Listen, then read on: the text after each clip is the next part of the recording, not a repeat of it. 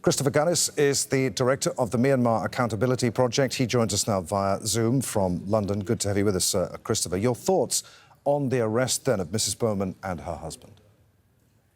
The Myanmar Accountability Project condemns unreservedly the detention of Vicky Bowman and her husband, Htein Lin. The charges are clearly completely trumped up, just as false allegations have been brought by the junta against thousands of people within Myanmar, but also Htein Lin, the Australian academic and economist who has been advising Aung San Suu Kyi.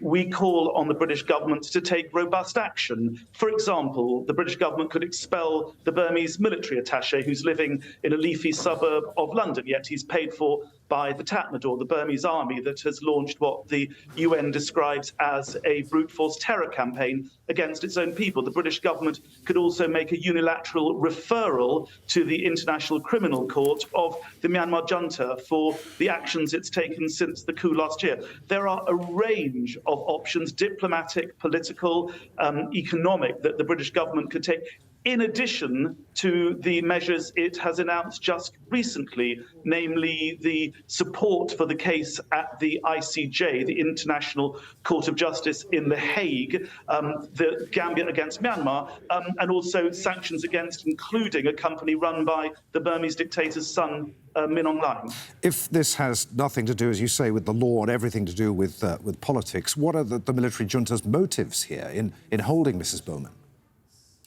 Well, clearly they feel, and I would say inadvisedly, that there is political capital to be made out of a completely unjustifiable detention. And as I say, there is nothing to be gained from this.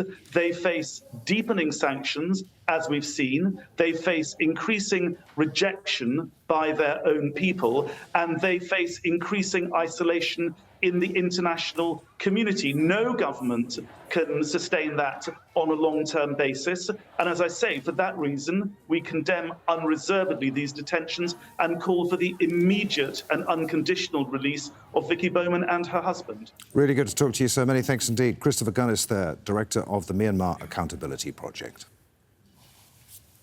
Thank you.